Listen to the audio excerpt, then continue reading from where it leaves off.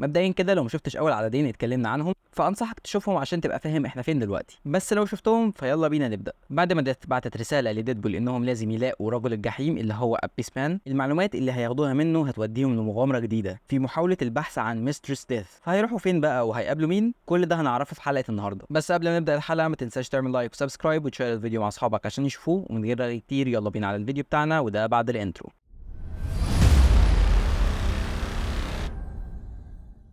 بنبدأ القصة المرة دي وديدبول بيحلم وبتجيله ذكريات ساعة لما كان بيعملوا عليه تجارب. دكتور إيميل سكيلبرو بيقول له أنت خيبت أمل يا ويلسون، كنت فاكرك قادر تهرب من مستنقع الموت، كان ممكن تبقى شخصية مهمة. هنا أمر فرانسيس يقتله. ولو ما تعرفش مين هو دكتور إيميل سكيلبرو فهو دكتور في علم الوراثة، وهو اللي كان السبب في إن ويد ويلسون يبقى عنده القدرات دي. نرجع تاني للقصة. ويد كان خايف ففرانسيس قال له بالنسبة لشخص كان عايز يموت أنت شكلك مش فرحان. فويد ويلسون قال له دي مش النهاية. فرانسيس قال له دي أوامر الدكتور، أنت ميت. وراح فرانسيس خلص عليه. في الوقت ده جات له ديث وقالت له ما تقاومش يا عزيزي، سيب ده يحصل. وبعدين بيصحى ويد ويلسون في مختبر تانوس بعد ما اتعالج. لما فاق تانوس كان مستغرب من قدراته على الشفاء ومعجب بيها جدا، وقال له مستر ويلسون جروحك كانت شديده جدا، حتى بمساعدة معداتي شكيت انك هتفضل عاجز لفترة اطول بكتير، بس قدراتك على الشفاء تستحق الاعجاب. فديدبول شكره وسأله لو عارف ياخد اي حاجة من ابيس مان. تانوس قال له اديته مصل عشان يكشف لنا عن مكان ميسترس ديث، بس مش عارف ايه نوع العذاب اللي ممكن نعذبه الراجل من الجحيم، حتى لو كان اللي بيعذبه العظيم ثانوس. على اي حال هو كشف عن تاريخه معاك بكل ارادته، قال انك تجربة فاشلة وهزيل وقزم وما كانش المفروض انك تعيش، محكوم عليك بالفشل والموت، بس مع ذلك بقيت اقوى ونجحت في انك تفضل عايش وانا بحترم ده. ديدبول ساعتها كان مستغرب ان ثانوس بيمدحه. ثانوس كمل كلامه وقال له اعتقد انه جه هنا عشان يدمرك ويبعدنا عن طريقنا وتفضل الكائنات في العالم كله في حالة من عدم الموت. ديدبول سابه من كل ده وخد من ثانوس الجهاز اللي بيعذب بيه ابيس مان، وقال لفرانسيس ايه رايك في العقاب ده يا فرانسيس؟ ثانوس قال له بعيدا عن انك مستمتع بتعذيبه بس ده مش ضروري دلوقتي، انا ارهقته وعرفت مين اللي واقف ضدنا، وهو حليف سابق ليا وعباره عن شر متجسد. فعشان ثانوس قال انه حليف سابق ليه فديدبول قال له راجل الفطيره الارجواني دايما بيقول لي حاجات تخوفني كده، وهنا كان بيتريق على لون ثانوس. بعديها ثانوس كمل وقال له الشخص ده هو ميفيستو. طبعا ميفيستو الكلام عليه كتير قوي بس كتعريف بسيط للشخصيه كده فهو كائن من ابعاد تانية بيحكم مكان مسميه الجحيم، بس مش الجحيم اللي هو في الاساطير اليونانيه، بس هو مسميه كده عشان يستغل ايمان البشر بان الشر في كائن واحد اللي هو الشيطان، عشان كده هو واخد شكل الشيطان، ومش معروف ان كان ده شكله الحقيقي اصلا ولا لا. النشأة بتاعته او القصه الاصليه عن بدايته اتحكت في كذا قصه بطرق كتير، فممكن نبقى نتكلم عليهم في فيديو منفصل عشان ما اطولش عليكم ونرجع للقصه. بعد ما ثانوس قال لديدبول ان ميفيستو هو اللي ضدهم كمل وقال له انه زارني وكان زي مستشار ليا وانا بدور على الانفينيتي ستونز، سبته معايا عشان كنت بستفيد منه، بس اول ما شفته على حقيقته وخني معاملتي معاه اتغيرت تماما ونفيته للعالم بتاعه. فديدبول قال له يا الجحيم مكان لطيف بس رطب شويه، وبعدين سيبنا ندوس على الزرار وعذب فرانسيس شويه وبعدها نبقى ناخد اتوبيس للجحيم يا اخويا ومال. فتانوس قال له ما تنادينيش كده، ومش من السهل اننا ندخل مملكه ميفيستو، ده بابها مخفي بواسطه اكتر انواع السحر ظلام. على الرغم من ان قدرتي على استحضار الارواح قويه الا انها مش كفايه عشان ندخل المملكه، احنا عايزين مساعده منجم قوي. فديدبول قال له عايز منجم بس كده يعني؟ انت جيت في جمل، لو ده كل اللي محتاجه عندي واحد مدين ليا بمعروف، او انا اللي مدين ليه، عامه مش مهم يعني، يلا انا وانت بس عندنا ميعاد مزدوج مع الشيطان. وراح ديدبول وتانوس جزيره تاينو لبلاك تالون، ووافق بلاك تالون يساعدهم وقعد يقول شويه تعاويذ كده، وقال لهم ان التعويذ دي هتفتح لكم الباب بس في مقابل انهم ياخدوا الروح الهربانه فرانسيس، وده عشان تكون تحذير كويس للباحثين عن الخلود. فديدبول لما عرف قال له باي باي فرانسيس، هتنفعني لما نستخدمك باب لمملكه ميفيستو اكتر بكتير، وهي دي النهايه اللي بجد. فبلاك تالون قال له بما ان السيده ديث مش موجوده على عرشها الموضوع هيبقى صعب، فطلبوا مني اجي معاكم وارشدكم. ديدبول قال له احي انا كنت ناوي اهددك باني اقول لك اني هسحب احشائك.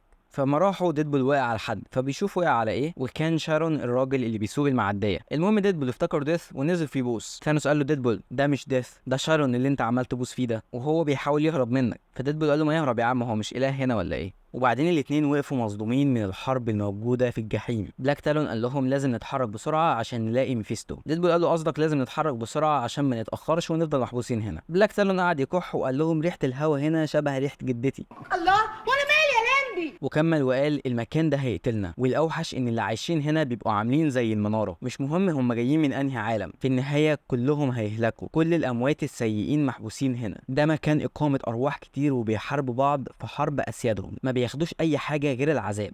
عشان كده ريحة حد عايش بالنسبة لهم زي ريحة حتة لحمة لذيذة كده. واللي موجودين هنا بسبب الناس اللي عايشين دول بيبقوا في حالة غضب كبيرة. ولسه ما كانش كمل الجملة لقى واحد بيقول ويلسون، وناس كتير جت بتقول ثانوس وديدبول. حتى ام ثانوس موجودة. ام ثانوس اللي اسمها سويسان هي من الإترنالز اللي كونهم السيليستلز. اول ما ولدت ثانوس خافت من منظره وحاولت تقتله بس ما عرفتش. نستنتج من هنا ان كل اللي ثانوس بيعمله ده بسبب انه ما اتحضنش وهو صغير، او يعني ما شافش حنين الام كده زي اخونا هوملاندر. نرجع تاني للقصه، وديدبول بيقول انا اسف بس انا لاحظت ان اسمي اتذكر اكتر من ثانوس. ثانوس حس بحاجه وقال لهم انا حاسس ان في حاجه جايه. وبلاك تالون قال لهم تيجين بيترو بيقول لي ان وجودكم بيهين الموتى وبيقول ان غضبهم قوي جدا. وتيجين بيترو ده هو قزم برجل واحده وهو اللي بيرشد بلاك تالون في طريقه للجحيم. بلاك تالون بيكمل وبيقول اننا بنتحرك ببطء ابطا منه حتى مع انه عنده رجل واحده وصغيره. بنروح لميفيستو وهو بيسال ليليث عن الحمله بتاعتهم. قالت له بصراحه انا مش هحور، الحمله وضعها سيء جدا واتباعي حققوا نجاح كبير بس القوات بتوعك هايفين على الاخر بصراحه، ورجعوا بسرعه عشان هم جبنه. راح قال لها انا عندي دكتور فيكتور فون دوم تحت امري، فعمل ايه؟ وابني برضه. قالت له ما سمعتش عنه من ساعه ما طردته من مملكتك. في الوقت ده واحد من خدمه جه وقال له في جيش على الابواب. ليليث قالت له مين اللي سمحت له انه يقرب باهمالك المره دي؟ فميفيستو قال لها جهزي شباكك يا غاليه عندنا طلعه. لما راحوا ميفيستو قال دول مجموعه من اصدقائي القدام، وقال للخادم بتاعه اتصل بالقوات بتوعي وقول لهم ان عندنا زوار نستقبلهم. ديدبول كان بيقتل اعدائه تاني، وثانوس قال له شويه من الناس دي تستحق تموت تاني. ام ثانوس جت وقالت له ابني المشوه لو كنت عرفت اقتلك يوم ولادتك كنت هقدر امنع كتير من المعاناه. راح ديدبول داخل مخلص عليها وقطع ايديها وراسها وقال له ايه ده، هي الست الجامده دي تبقى امك؟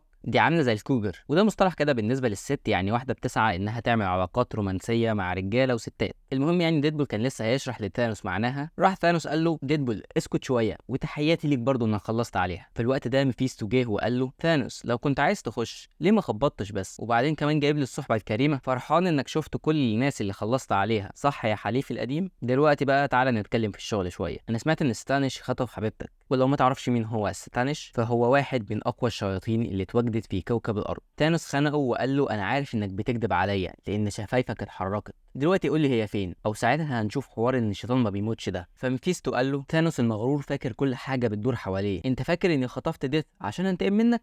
اعرف يا مدمر الكون انت انه من غير ديث مش هيبقى فيه شياطين جديده، ومن غير ديث المملكه هتبوظ وهيبقى فيه حرب دايمه بين اسياد الجحيم، من غيرها انا ضعيف بغض النظر عن تاريخنا مع بعض بس مملكتي مهمه بالنسبه لي اكتر من تعاستك. ديدبول قال لثانوس بص هو عشان انا اتفرجت على جلسات كتير للكونجرس بقيت خبير في معرفه الكذب واقدر اقول لك انه بيقول الحقيقه. بلاك تالون كان رجع تاني كح، فديدبول راح يطمن عليه، وهنا ميفيستو قال له بما اننا اتفهمنا هعرض عليك مساعدتي في قضيتك، بس الاول في مشكله ليها علاقه باسياد الجحيم عايزك تساعدني فيها انت ومستر ويلسون. وكمل وقال له كتير من القتله والمرتزقه بيحترموك، فتحبوا تكونوا فريق من الكائنات اللي عايزه تدمر الحياه؟ هنا بلاك تالون كان بيفرفر من كتر الكحه، فديدبول قال له شكلك عايز ده وكحه، ثانيه كده اما اشوف لك ممكن يكون معايا في اي جيب من الجيوب دي، اصل ايه لازمتهم لو ما فيهمش حاجه زي كده. ميفيستو قال له الكاهن بتاعك بيحتضر، وفعلا بلاك تالون كان جاب اخره، وفجاه بيخرج من بقه بلاك هارت، وبلاك هارت ده يبقى ابن ميفيستو وعنده قوه كبيره قوي وممكن تقارنه بالشياطين الكبار بس طبعا مش لدرجه ابوه. وبلاك هارت ده واجه كتير من ابطال الارض بس ممكن تقول انه عدو لدود لجوست رايدر. المهم يعني وهو خارج عشان يدور على ابوه ويخلص عليه ضرب ديدبول وقال لميفيستو اخيرا انت اهو جيت لي على طبق من فضه خارج مملكتك. ثانوس كان لسه بيترجم اللقطه اللي قبليها وبيستغرب وبيقول ازاي، فبلاك هارت قال له كان مشغول مع كل الارواح وما خدش باله وانا داخل، البشر بيسيبوا نفسهم مكشوفين ودلوقتي سيبني احرق ابويا وساعتها ممكن اديك مملكه تحكمها بعد كده او تنضم للتابع بتاعك، يقصد ديدبول. وهنا بعد ما ضرب ديدبول فديدبول وهو على الارض بيقول اخيرا قابلت حد فكرني بيك. نرجع لثانوس وهو بيقول لبلاك هارت محدش يقدر يهين ثانوس وخصوصا لو القزم بتاع ميفيستو. ميفيستو ما صدق وقال لهم يلا دمروا بعض انتوا، وكان لسه هيهرب قام ديدبول وقفشه قبل ما يخلع وقال له استنى هنا رايح فين؟ انت مش هتمشي، انت تقدر تودينا هناك. ميفيستو قال له هناك فين؟ ديدبول قال له هي استخدمت اخر قواها عشان تبعت لي رساله، ورتني المكان اللي هي فيه، مكان كبير اكبر من اللا شيء، مكان ما اتلمسش حتى من ايد الاله، مكان خارج الفضاء وخارج الكون في اللامكان عند ايترنيتي.